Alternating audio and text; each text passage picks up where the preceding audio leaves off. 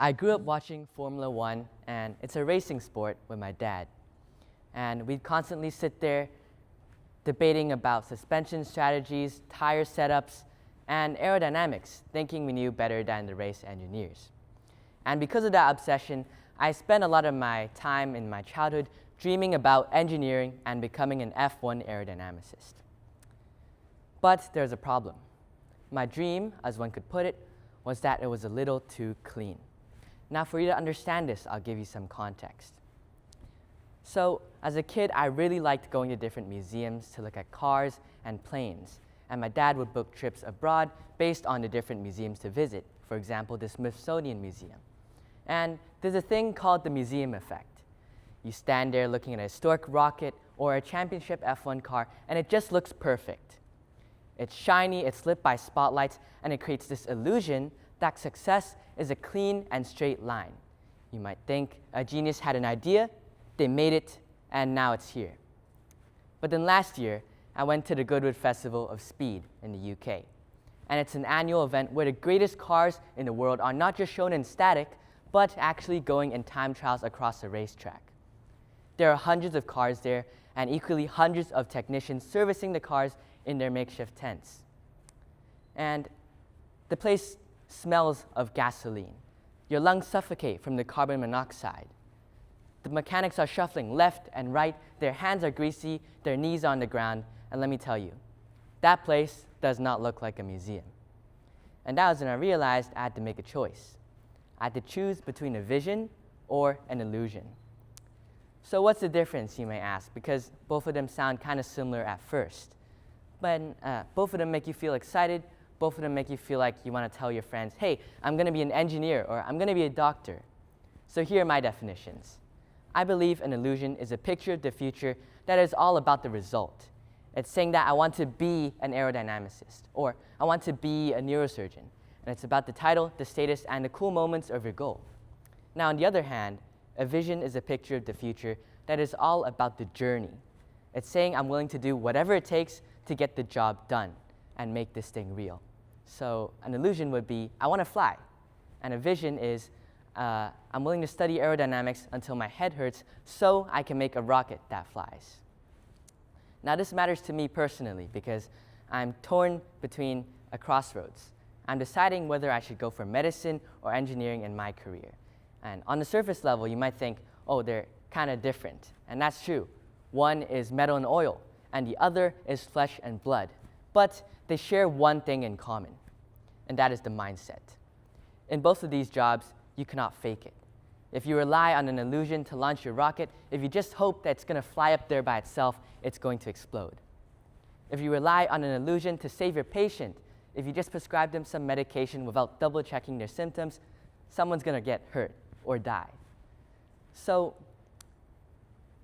you might be asking, how does this relate to visions and illusions? Well, I have another case study for you to talk about, and that GIF just played, but you guys must know about SpaceX. It's a rocket company. They make a lot of rockets, and a lot of them work, but a lot of them also explode, as you just saw here. So the internet laughs. People make memes about it. They say, look, it's a failure. And the engineers instead don't see it that way. Instead, they see it as a vision in action. They're trading money and metal for data. And they're thinking, why don't we just blow this up now and break it so we don't break it later on? And let's compare this to the illusion of perfection. We see this in big companies and in everyday life as well. The fear of looking bad stops you from testing and working. And you stay in a museum where it's safe because people spend years perfecting plans, but at the end of the day, they're just too scared to try them because there's a chance they might fail. So they stay in the museum where it's safe. And this applies to medicine too. The best doctors aren't the ones who act like they're above everyone else like gods, and instead they're the ones who are obsessive about the details, who double-check everything and make sure they're 100% correct. So now you might be asking, why am I talking about this here at school? Because I think we're all under a lot of pressure to chase illusions. So at such a high-stakes environment like this, we're all under a lot of pressure to be perfect. Perfect grades, perfect extracurriculars, perfect resume, and this creates a dangerous mindset. If you try something new and you're not good at it, you might think, maybe I'm not meant for this. Or if you try a new subject and you don't get a 6 or a 7, you might think, I'm a failure. And yeah, but remember, that's the illusion talking. It's saying that success should look clean. But remember the Goodwood Festival of Speed, success is messy. So the next time you stand there or sit in a classroom not understanding the chemistry equation on the board, don't sit there feeling stupid. Instead, feel engaged. You should be willing to look at a bad grade not as a judgment of your soul, but as data, just like a rocket exploding. Okay, that didn't work. Why? So I've been talking about all of this. Now you might be wondering, how can I fix this? How can I stop chasing illusions? So I have 2 tests to give you. The first one is the boring test. Can you endure all the boring parts of your goal? Everyone wants to launch a rocket, but are you willing to study aerodynamics until your head hurts? Everyone wants to save the patient, but are you willing to memorize the human anatomy system and the nervous system? So if it's just a highlight reel, if it's just the end result, then it's an illusion. And a second test is the accountability test. Illusions are usually for an audience, for the parents, for the likes, for the resume. And visions instead are for the thing itself. You do it because you want to see if you can make it work. So I'll leave you with this.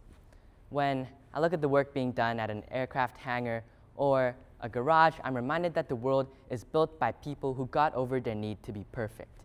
It is built by the people who are willing to stop trying to look like geniuses and instead do the work to be useful. So remember, success isn't built in a museum, and it is built by the people who are willing to get their hands dirty. So as a TLDR, remember that don't settle for the illusion of being something, and instead do the work to build the vision of it.